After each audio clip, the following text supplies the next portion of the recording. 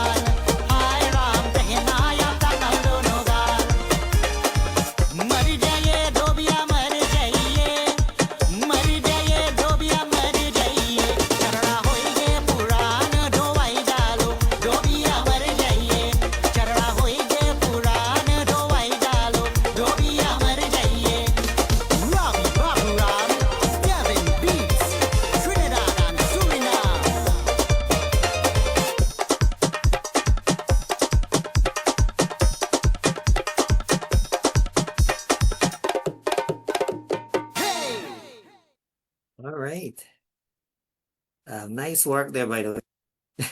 Yeah, so let's talk a little bit about that. Why you've decided on that particular, song, and all of that. Share that with me. It has to be a reason behind it, right? Okay, well, in 2019, I had the opportunity to go and perform in the Netherlands alongside a singer from there called Sandy Sudin. We had a collaboration at the time. And from there, I got to learn more about the artists from Suriname and the Netherlands. And I had known like some of the songs growing up, but I didn't know who the artists were. And listening to the songs, different songs, and getting to know the artists, I started really liking this singer called Ravi Babooram. So he is my favorite Baitak Ghana singer because of the selection of songs that he did. And this is a song that he is the original singer for, Dobia Marijai. And it's a very popular song amongst the Surinamese diaspora. And it's a song that I felt went well with my voice. I felt like I had the tone of voice to be able to do it. And I was lucky enough while doing this song to work alongside the son of Rajo Sirgalam. He provided the lyrics for the song for me while I was doing the song.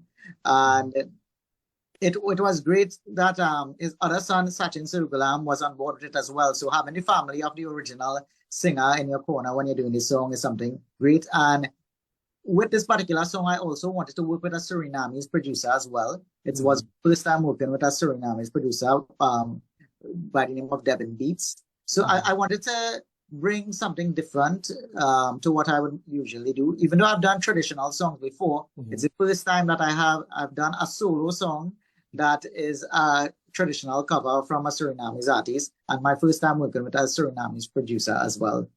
So that's the reason that I wanted to do it, because of my admiration for the original singer and wanting to do it as a tribute to him, I guess you could say.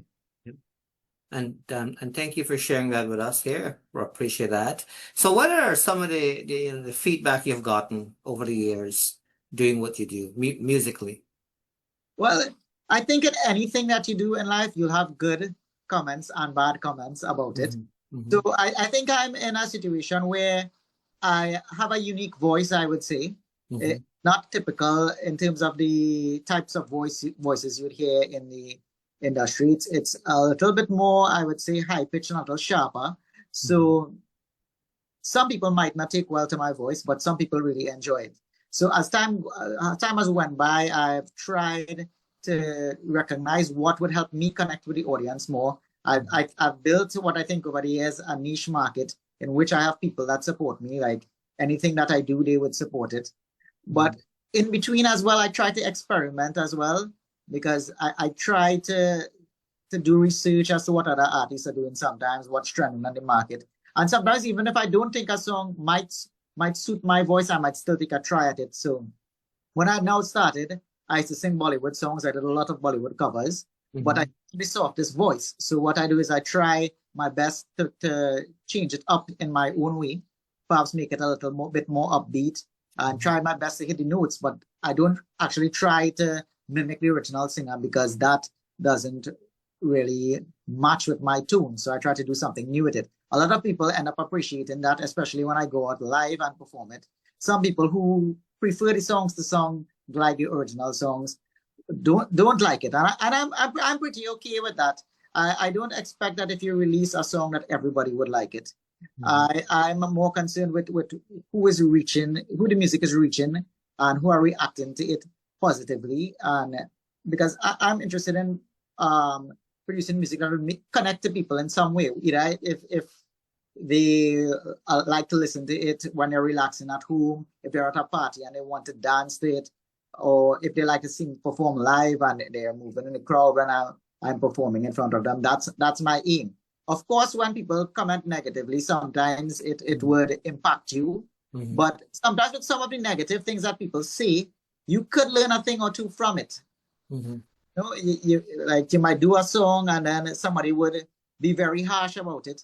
And then, even though they did not bring it across in the kindest way, because sometimes people would bring across comments in such a harsh way that it isn't empathetic at all. So you end up dejecting you. But if you were to pay attention to some of the things they might say and you analyze it, it might be true and it might be able to help you in some cases. In other cases, they are just people that just like to comment negative things. You can't really stop that if you put something out in the general public. As long as you bring something out in the general public, it's up for critique. But so far, I've never done a song that has been overwhelmingly negative. So far, every song that I've released, I've had mostly positive feedback from it. Yeah. So thank you so much for that. I hear you nice and clear. Once you have something out in the public, right? People are seeing it, people are viewing it and whatnot. And so expect anything. Is how you embrace and handle it is what matters the most. Keeping in mind as well, not everybody has the knowledge and you know and mindset to do like constructive feedback and whatnot. Some people are just who they are, which can be challenging, as you kind of mentioned. Yeah. But at the end, it is what you make out of it for sure, you know. All right. So, my dear fellow listeners and viewers, for those of you who have just tuned in, you're listening or watching the Dr. Narine Dat Show. Keep in mind there are a few different ways for you to do so. You can listen to us on a regular dial, that's the radio, 102.7 CKMS FM. You can listen to us on Rogers digital cable as well, for those of you who have the Rogers digital box. And of course, we're also live streaming our interview here, so do take the opportunity to share our page. We are joined by Ravi Babooram, a talent out of Trinidad and Tobago. Very smart, intelligent man. He's very strong academically as well too, but he also has the passion for music. By the end of the interview, we'll feature one of his newest songs, so you don't want to miss that. So, Ravi, I mean, there are different genres of music, right? And for me, I kind of open to any sort of music. Music is a beautiful thing, right? My question to you, do you have any sort of favorites in terms of genres of music that you favor over the other at all? I don't have one specific genre that I enjoy the most, but I enjoy a wide range of different types of music. I'm very much into listening to Bollywood songs. I like that. I like listening to soca music. I also enjoy the traditional Chutney songs and Chutney soca songs. But apart from music involving in the Indian aspect of things, or even the Caribbean aspect of music, I also really enjoy like some older music from like Elvis Presley is one of my favorite singers. I enjoy listening to him. I like listening to Michael Jackson. I like listening to a lot of rock music as well, occasionally. So I think also that when you're an artist and you're exposed to different types of music, you get to experience more. It helps to build your thinking, especially if you're a writer as well. You can draw on ideas from what people from other genres of music are writing about and singing about. For sure. And speaking of writing music, do you write your own music from time to time as well too? In terms of the lyrics and sometimes the melodic structure, I'm involved. With my latest release, I wrote the lyrics for that song. I've also co-written songs for other artists or written just pieces of songs for artists. Like sometimes an artist might be doing a cover of a song, but they want to put like 8 bars of an original soca part into it. I've helped artists write parts of songs as well. Some of the songs have gone on to be very successful. But I've also used other writers to write for me as well. I've had some very well-known writers write Chutney soca songs for me as well. So it really depends on the vibe. If I like the song that someone offers me, I would sing it. Or sometimes I would pen the song for myself.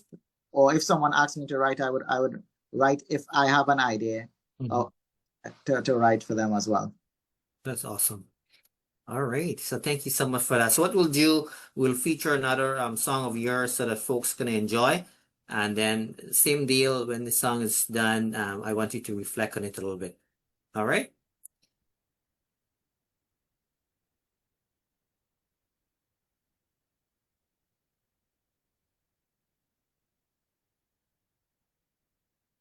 You leave me, my life is not the same. I don't know if I could believe in love again. So I will actually my heart. I will have to put a stop on that one there, because I meant to play something else. Actually, I know that's your. My apologies. I know that's your new one. We are gonna play it. I want to play something else, I want to leave this one for kind of last. So I guess we can fairly say that that was a little bit of a teaser. How about that? So we will talk more about that. But you did some other ones as well too, which I think worth sharing, right? So let's do that instead.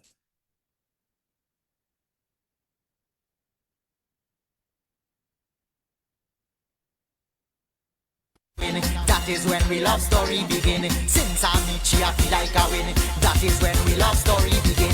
When you have a happy wife, you go have a happy life. When you have a happy wife, you go have a happy life. Everybody think you have no say. Tell them, mind their business and go away. When you have a happy wife, you go have a happy life. When you have a happy wife, you go have a happy life.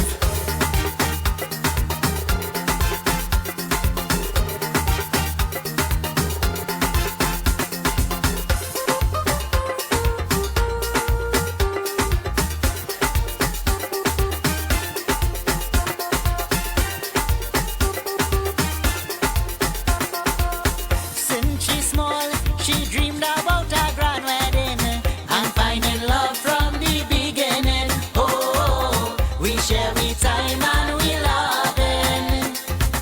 Many nights I thought I would have been lonely until she became my one and only. Oh, she allowed me to get to know she. She don't ask too much of me. She's my queen and my lord king. It don't matter what she wants, I'll do anything for she. When you have a happy wife, you go have a happy life. When you have a happy wife, you go have a happy life. Everybody think you have no say. Tell them, mind their business and go away. When you have a happy wife, you go have a happy life. When you have a happy wife, you go have a happy life.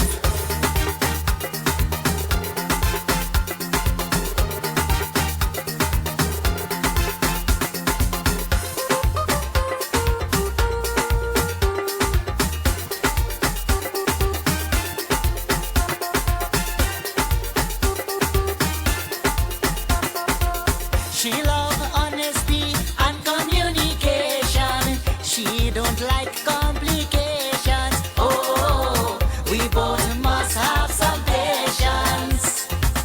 I just spoil she because she keeps me happy. She does make my life so complete. Oh, no fuss or fights and no worries. There is one rule with a wife: make sure that you treat she nice, and she will never leave if you take my advice. When you have a happy wife, you go have a happy life. When you have a happy wife, you go have a happy life. Everybody think you have no say. Tell them, mind their business and go away. When you have a happy wife, you go have a happy life. When you have a happy wife, you go have a happy life.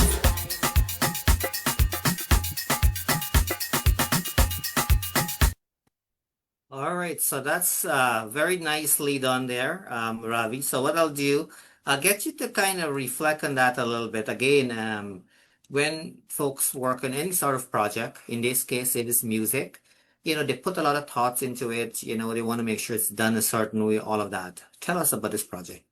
Okay, well, the name of the song is Happy Life. This song, actually, I didn't have any part to play in the writing of it. It was written by Ricky Jai and Dolly Boy Budu.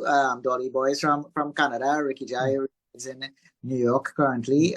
They were doing a rhythm called Sheriff Street Rhythm with a producer called Mohan Rishila Khan and Big Rich. And they sent me the song. I think it was offered to some other singers before who didn't want to sing a song about this type of topic about marriage. And Maybe they want some rom song. That's a joke, by the way. That's a joke. No. Yeah, go ahead.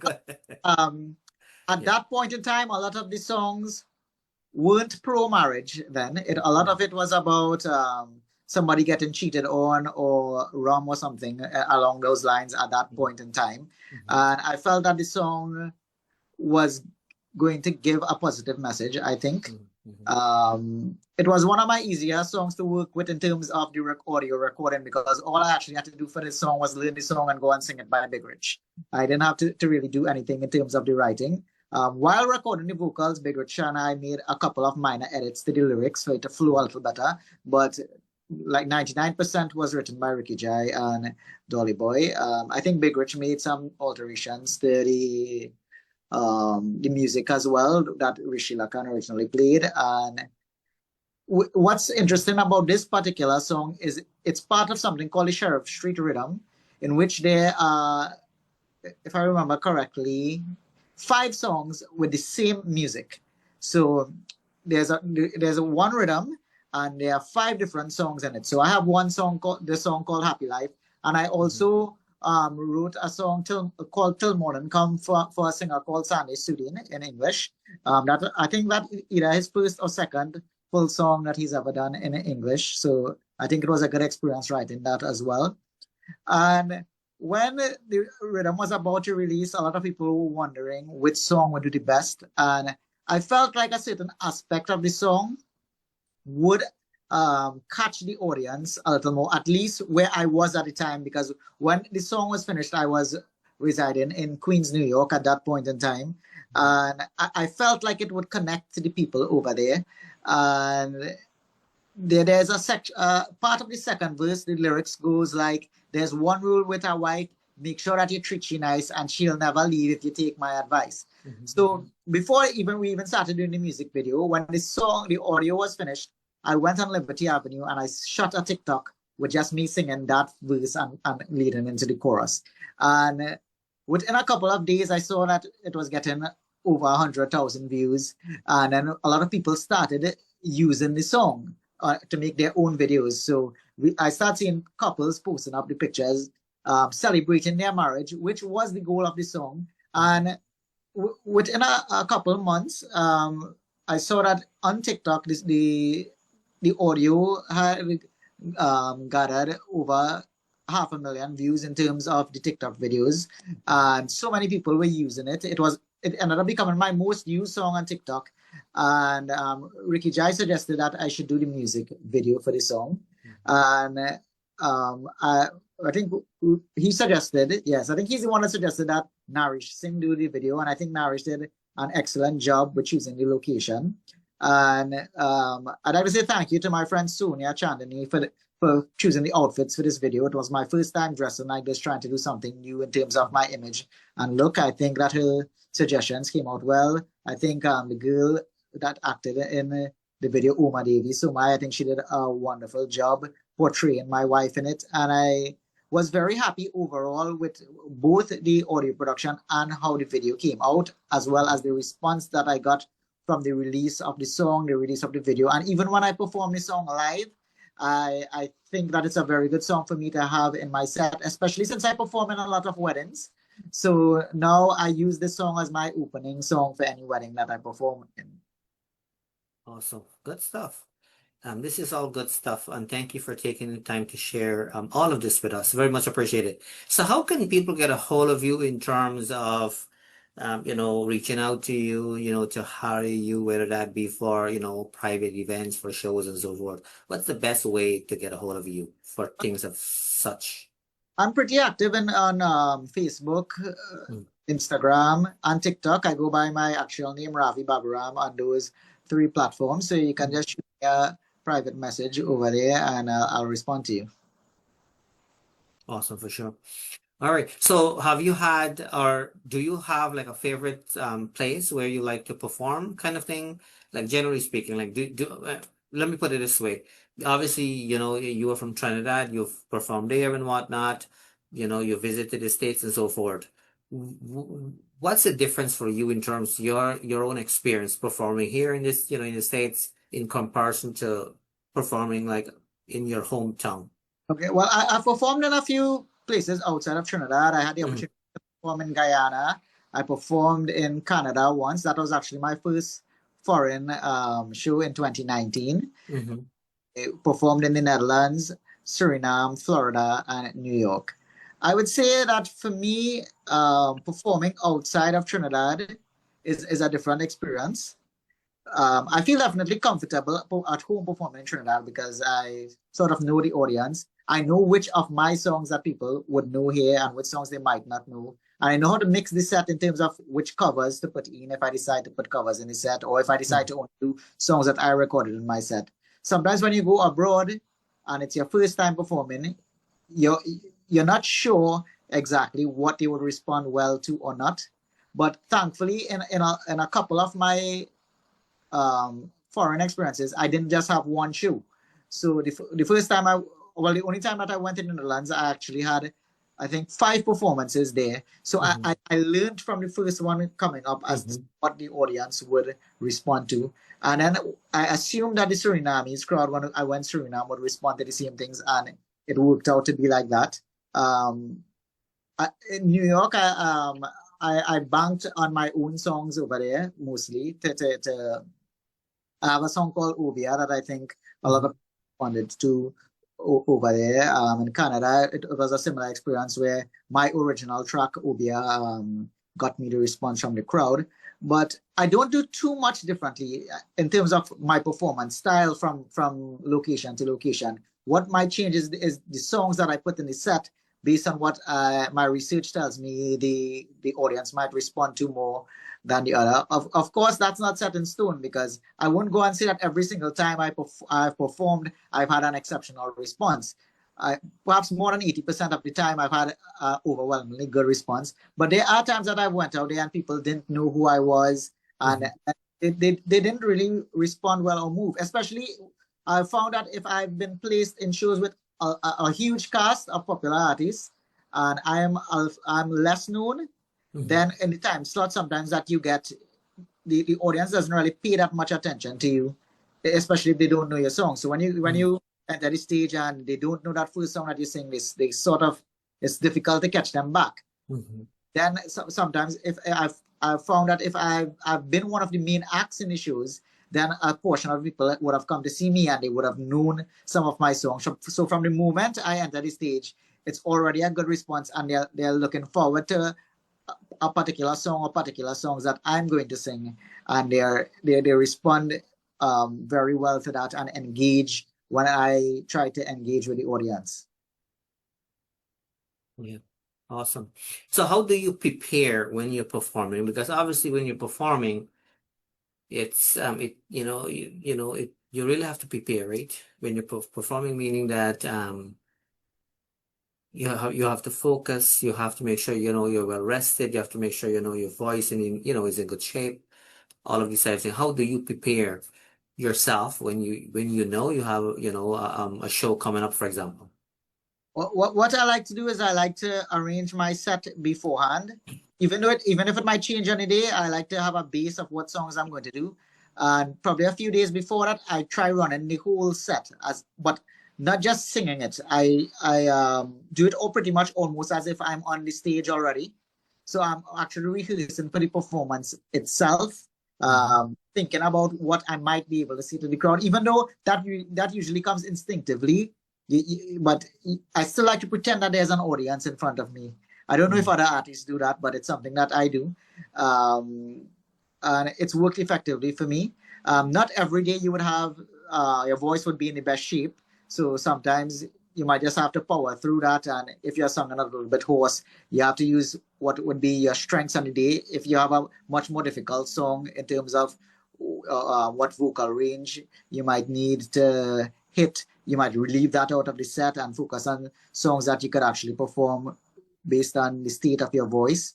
But for me, I really like I'm more of a hyped artist, you could say. So I'm a very energetic artist and I like to interact with the crowd a lot. So I found that even if my vocals wasn't the best on the day, I've usually been able to win the crowd over with the way that I interact and the way that I'm able to speak to them. Yeah, awesome. I appreciate and respect your confidence as well too. Yeah, so at the end of the day, people have to have confidence in themselves, regardless of what they do. And it looks like you have that, which is great. Practicing before performing, it's key. And it looks like you're doing that. Even when I give a speech somewhere, if I'm invited to give a speech or whatever the case may be, I always prepare ahead of time. when, especially when I know they're expecting me to be there and all that, you have to practice, right? Practice, like that's so important. So you are on the right track for that. That's awesome. Let me quickly take the opportunity to say hello to a few people. A few people tune in to support you, so we want to acknowledge it, that they are here. So let me start off with John's from Queens. He appreciate that you send him music and whatnot so he can upload on his YouTube channel. John has done a lot of great things for a lot of people over the years. I want to say hello to Harry. We've had Harry in the show as well too. Hopefully we'll have you back on again. Patricia, I'm assuming you know Patricia based on our comment, or it does not matter, but they're here to support you. Tejnat, we've had Tejnat on the show as well too. Thank you so much. Line, Ken Rampersad, and again, all of you who are watching and whatnot, we appreciate you. I am not able to see all of you, and people tune in at different times as well too. And so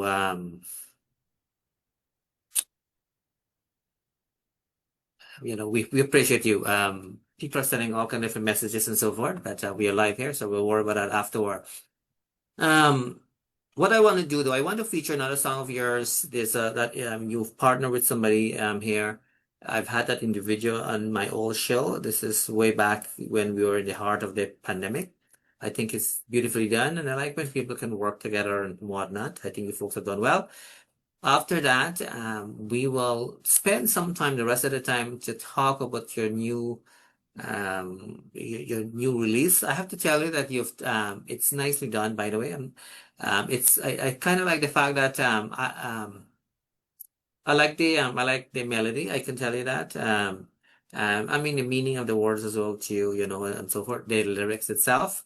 But I find that sometimes it's nice to have those kinds of songs. It doesn't have to be like this fast music as well too, all the time, fast, and so forth. I think this one is just perfect. But let me feature this other one here. This one with Sandesh. And you'll tell us about this one as well too. So this is for the folks who are watching and listening.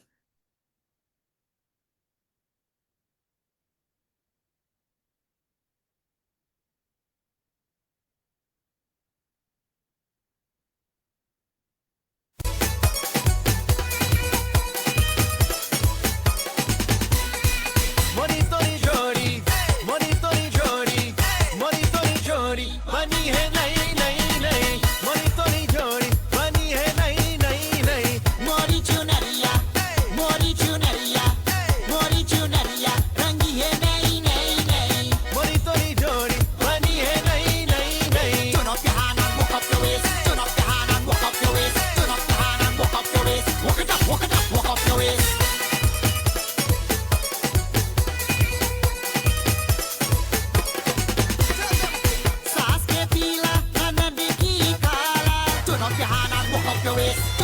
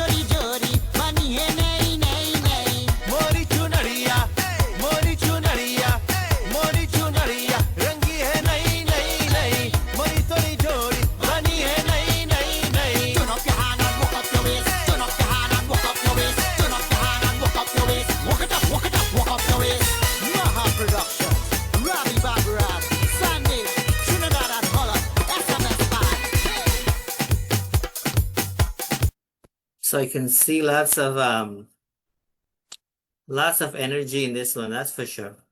Yeah. So I have to ask you a question before you respond here though. So is it I noticed that in many of the songs, folks always mention the name of, like the band and the producers and so forth. Is that a normal thing in Trinidad for people to do? In Trinidad, it's a normal thing. I'm not sure how it became a trend, but growing up, even before I started recording, I used to hear Yeah.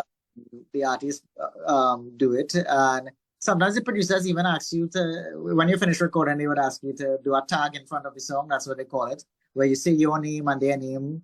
I guess they think that once you start up the song with that, everybody knows who sang the song and who produced it. So I guess that's a sort of advertisement for yourself, in case people don't know who you are, as well as for the studio, so people know who produced it.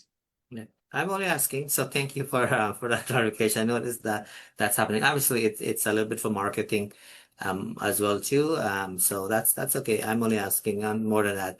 When I was in my early days doing radio shows and so forth, folks never like when I speak on top of the song, like the listeners, because they used Yeah, to record it, But I used to speak on top. I used to speak on top of the song purposefully because I really wanted people to support the artists in different ways where they can go purchase, at right. that time at least, the CDs and so forth, rather than them doing it like, the way they have been doing it. So I've received a lot of complaints about that, but I used to do it intentionally so that I, just so that artists can be supported. So tell me a little bit about that song. Lots of energy in there for sure. It goes to show that people have different personality, right? Yeah, Here you seems very comfortable speaking, which is a great talent as well too. You're a very intelligent person. I could tell you have a good head on your shoulder, which is it's never a bad thing, right? To have extra knowledge in life and so forth. Very well spoken, very well grounded, I could tell. But we're looking at a video, it looks like you're a whole different person there. So tell me how that switch turns on, or tell us about that, because I think that will be interesting. well, I think my personality on stage is very different from how I am off stage. Mhm. As I said earlier, a lot of the songs that I do are very hyped, so I Mhm. try to match that energy in the music videos as well as the live performances. In terms of doing this song, I was listening to a lot of songs produced in the Netherlands and Suriname, and I came across some of Sandesh's songs on YouTube, and I added him on Facebook, and he actually sent me a message after I released a particular song and said that we should work on a song together. At this point in time, I was already working on this song by Mhm. Maha Productions, and because it was a Surinamese based song, I asked him if he wanted to join on it as a collaboration since I was already doing it, and he liked the song as well.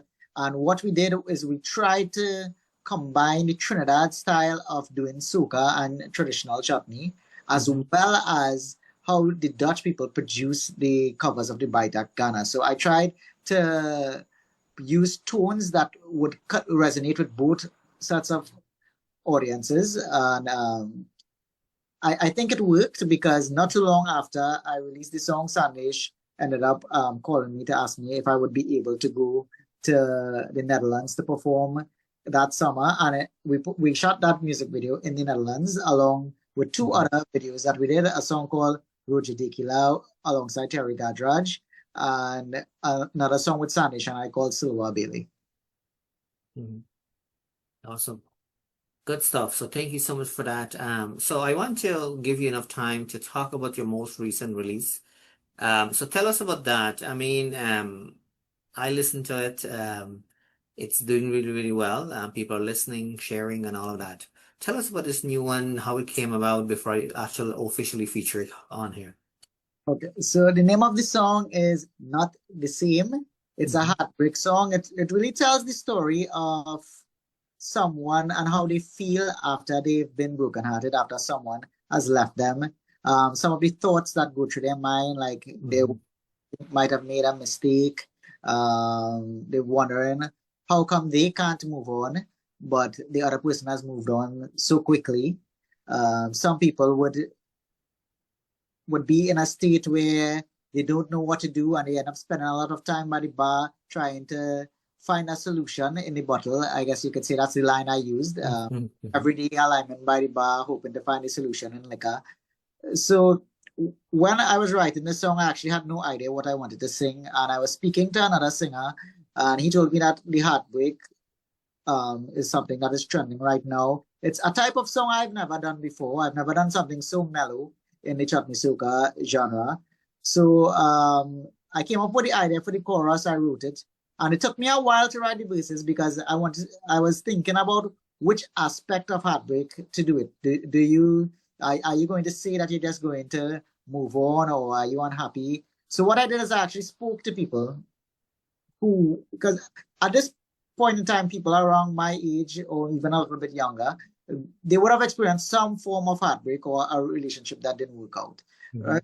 A lot of people have done that. So I asked them how they felt, some of their experiences. People were willing to share when I told them it was about a song I was writing. I used some of my own experiences as well that I experienced, how I felt. And I tried to pen the lyrics in a way that it flowed properly, and that I thought I wanted to make the lyrical content a little bit more substantial than other songs. I wanted it to have a deeper meaning. Whether that works out for the song or not, I'm not sure yet, since it's relatively new. But I wanted the lyrics to really resonate with people that were heartbroken. And I called Rishi Mahatu with the idea for the song. At that point in time, I think I only had the chorus and the lyrics of some of the verses. The melody for the chorus is from a Bollywood song from the 2000s. And I chose not to use the exact melody for the verse. I asked Rishi to play the chords to me, and I tried to write something new over there. So it's like semi-original, but like semi-borrowed or covered. I'm not sure what's the correct terminology for that. And I did the first draft of the vocals by another singer called Anil Mr. Dunia. I ended up not liking that version of the vocals, but I used that version of the vocals to shoot the music video. My team from Holland, Sandesh and Jay, actually shot the music video in New York for me. And when I came back to Trinidad in April, I did over the vocals by Maha, and my video team used that version of it to edit the music video and put it out there. Awesome. So are you ready for it, for us to feature it for the viewers and listeners? I'm ready. All right, so let's do it. I mean, sometimes people just resonate with certain things, right? And I have to say this is the one that really resonates with me in terms of, I mean, everything, like, the music itself and so forth. There's something about it that kind of like, so folks, here it is. Do enjoy.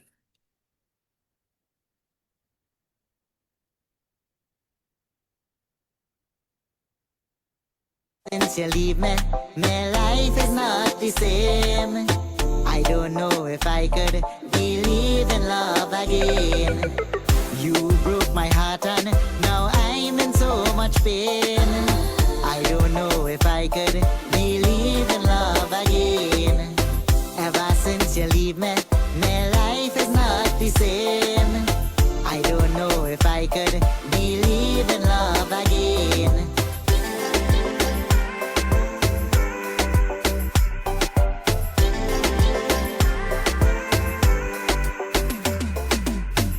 Every single day, while I'm in by the bar, hoping to find the solution in liquor. I thought that we would be together forever. Living without you is making me suffer. Sorry for the mistakes that I might have made. This type of heartache is driving me insane. Ever since you leave me, my life is not the same. I don't know if I could believe in love again.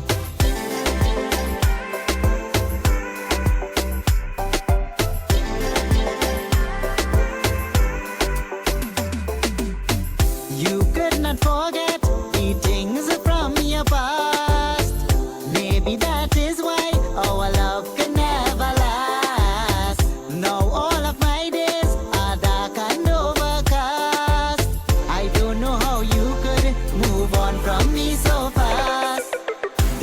what I'm feeling is more than I can take. At times I am conscious, but not fully awake. Ever since you leave me, my life is not the same. I don't know if I could believe in love again.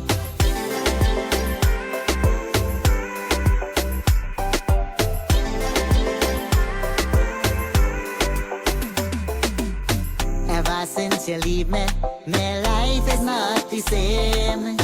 I don't know if I could believe in love again. You broke my heart and now I'm in so much pain. I don't know if I could believe in love again. Ever since you leave me, my life is not the same. I don't know if I could believe in love again.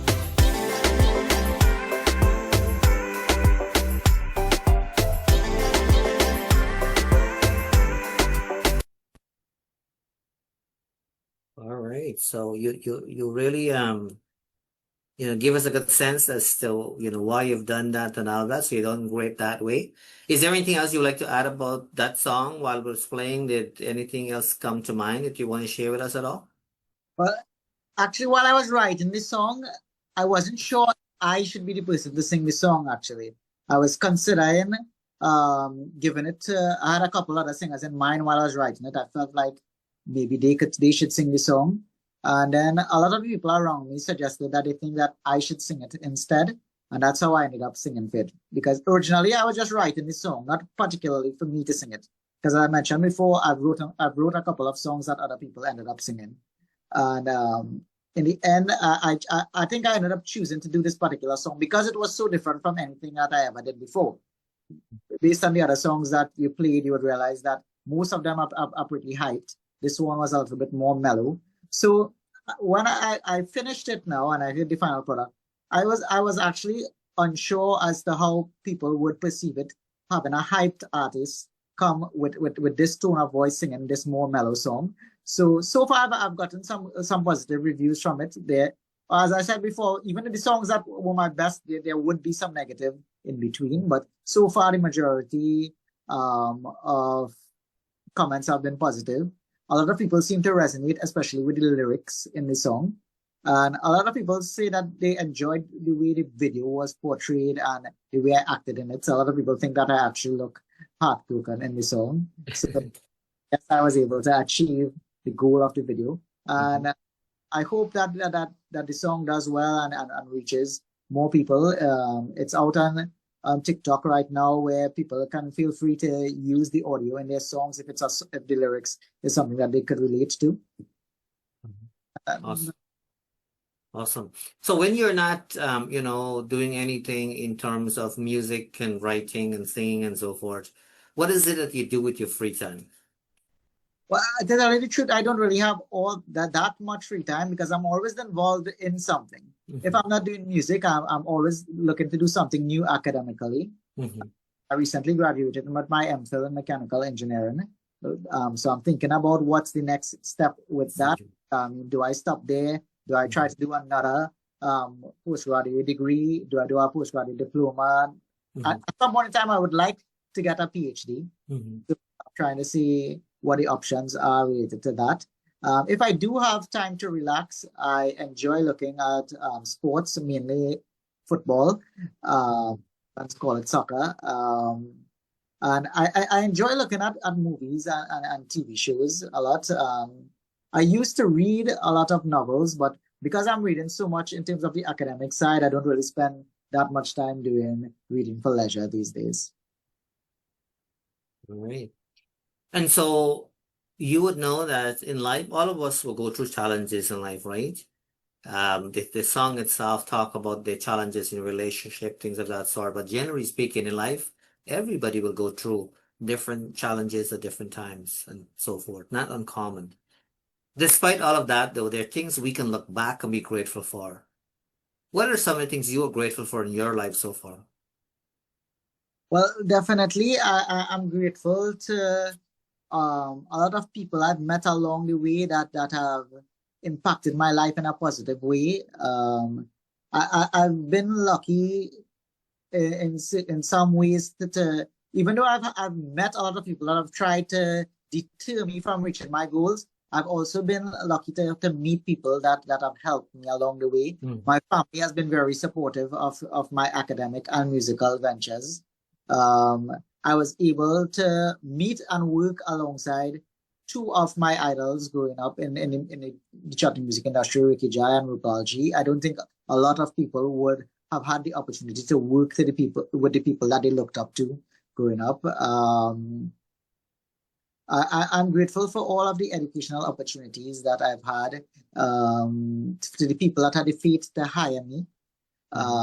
Especially recently, I did go through a challenging time, and there were a few people that really were there to help me through it. And it's good when you end up realizing that there are people in your corner that motivate you. So sometimes even if it seems like the whole world is against you, Yeah. have just a few people that believe that you could reach your full potential. It helps a lot. Not saying that you shouldn't or can't do that to yourself. You definitely need to motivate yourself, but it's a extra motivation when other people help you and sure they appreciate your efforts in everything you're doing, whether it's work, whether it's in music, whether it's at school, whether it's in your family life. You want to have people that show that they appreciate all of the efforts that you're making. I think that goes a long way, because I've worked in jobs before where I didn't feel appreciated and I ended up.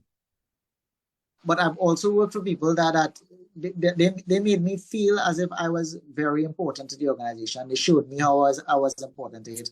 And I was more motivated to work for these people than people who sort of tried to put me down. Not saying that I didn't try to do my job the best to my ability. The employer wasn't the best, but I've always tried to persevere, and I think a lot of people can attest to what I just said. It's an extra motivation if there are people motivating you as well. Absolutely, for sure. And thank you for being vulnerable and share with us that you've had a little bit of a challenging time recently. But as I mentioned to you, all of us, have had challenging time in our lives. And if there are folks who have not had any sort of major challenges in their life as of yet, it's coming, because that's the nature of life, right? For a few years in our life, things will go perfect, exactly how we want it to be, and all of a sudden, you feel as if everything is falling apart, right? But you have to hang in there, and it looks like it works out well in your favor, which I'm happy to hear. And that's one of the reasons it's important to be connected with people who, can support you during those times, right? And that's when you really know your true friends too, just right? Right. So thank you so much. So is there any final word you'd like to say before we wrap it up? I have something I'd like to say, but I want to give you that opportunity as well too. Well, I'd like to say a special thank you to you for giving me the opportunity to appear on the show and showcase my music, and for people to get to know about me. A very wonderful thing that you're doing, showcasing people and their talents and showing the contributions that they make to our society. All right. So speaking of that, I want you to know, if you don't know, and I'm saying this for a reason, so that it will add more value to what I'm about to say and finish off here. So I want you to know that I'm one of the most decorated individual in Canadian history, and so I love giving back, and I want you to know sometimes society is not always fair, right? But I want you to know that we recognize your commitment over the years, your hard work, your passion, you being true to yourself, staying committed and all of that. And this is not a competition per se. This is for your own uniqueness and what you have done, including the academic piece and so forth. All of us here, myself and our team, we would like to present you with the Active Vision Hall of Fame Award. So we will connect, afterward, and I will let you know. We'll try to make arrangement for us to deliver that to you. And this is something I hope that when you look at it and, and have it in your present, it will remind you of your capabilities and the work you've done. All right? Thank you very much. Yep. It will definitely be an honor to receive it. Yeah, all right. So, my dear fellow listeners and viewers, as we are officially approaching the end of tonight's program, I would like to take this opportunity to thank you for tuning in to the Dr. Narine Dat Show. Until next time, which is actually less than half hour because we have another interview we are doing at 7:30 Eastern until New York time. We hope that you can join us in about 21 minutes. We have another guest we will be interviewing separately. Usually we do our show once a week. On Sundays. Today we are doubling up, but I like to do it separately so that when we have folks on here, we are focusing on them and nothing more. And that's one of the reasons we have chosen this model where we don't have a bunch of people. Because the show, when we do the show, is not about us. It's about the individual. And so I'm very pleased that you have chosen, Ravi, to spend, the last hour with us. We are forever grateful.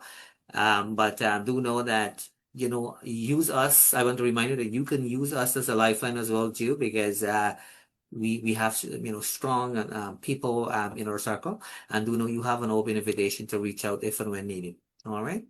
So again, my dear fellow listeners and viewers, as we are officially approaching the end of tonight's program, I would like to take this opportunity to thank you for tuning in. On behalf of myself and our guests here tonight, Ravi, both of us would like to join together and wish you a great today and even a better tomorrow. We'll see you again soon.